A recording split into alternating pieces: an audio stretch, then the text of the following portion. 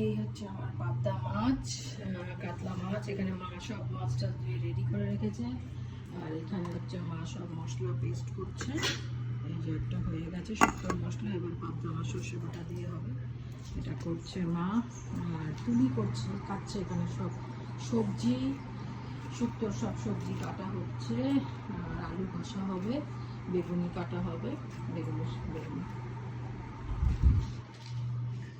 তো এই হচ্ছে আজকে আমার আপডেট। আমার 50 জনের মতন আজকে অর্ডার আছে। অর্ডারে আছে মুগের ডাল আর ঝুড়ো আলু ভাজা, আলু ভাজা করবে, ঝুড়ো আলু ভাজা।